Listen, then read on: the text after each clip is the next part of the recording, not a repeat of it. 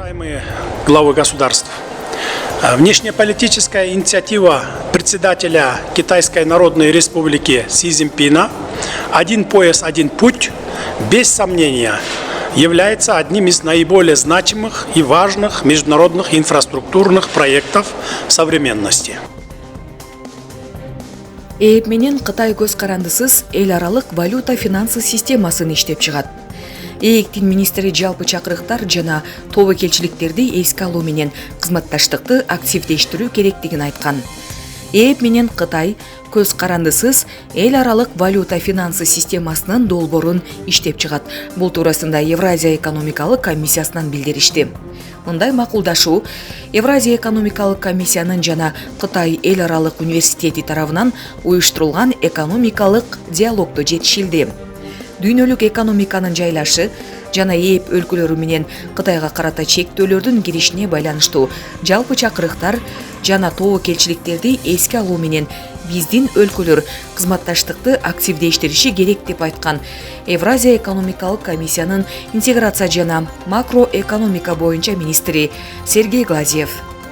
Ал эми Кытай эл аралык университетинин финансы институтунун деканы Ван Вен Евразия Кытай диалогун илгерилетүүгө колдоосун билдирген. Талкуунун жыйынтыгында көз карандысыз эл аралык валюта финансы системасынын долбоорун иштеп чыгуу чечими кабыл алынды.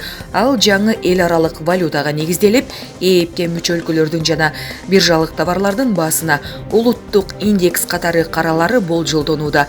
Алгачкы долбоор марттын аягына чейин талкууга чыгарылат. Ошондой эле диалогдун катышуучулары ЭЭП менен Кытайдын энергетика жана маалыматтык технологиялар, биржалык товарлардын соодасы тармагында кызматташуусунун практикалык аспектилерин талкуулашкан. Аны менен катар сырткы экономикалык басымга адаптациялашуу чаралары каралган. Булак саясат кечи. Путиндин күйөө баласынын хан сарайын басып алышты. Франциянын Биарриц аймагында Украинаны колдогон активисттер Орусия президентинин мурдагы күйөө баласы Кирилл Шамаловдун хан сарайын ээлеп алышты. Милиция сары желек кийген активисттерди кармап кетти. Алардын лидери Пьере Хафнер хан сарайдын үстүнө Украина байрагын жайгаштырып, бул үйгө Украинадан келген качкындар жашайт деп билдирди.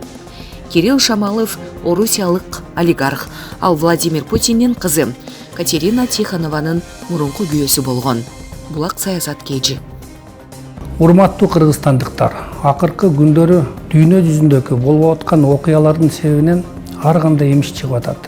Азык-түлүк маселеси негизи көйгөй катары көтөрүлүп жатат. Кечеки күнү эле кум шекер жок деп эл өзүн негизсиз дүрбөлөңгө түштү. Мамлекеттик материалдык резервтер фонду өзгөчө кырдаалдар министрлигине караштуу болгондуктан сиздерге так маалыматты берүүнү туура көрдүм. 30 жылдан бери уурдалып, тонолуп, талкаланып келген Госматрезерв бүгүнкү күндө президентибиздин Садыр Нуркожоевичтин демилгеси менен Акылбек Усенбековичтин тапшырмасы жана төраганын орун басары Камчыбек Кыдырышевичтин көзөмөлү менен мамлекеттик материалдык резервтер фондунун кампалары толукталып, азык-түлүк коопсуздугун жана жетиштүүлүгүн сактап турат.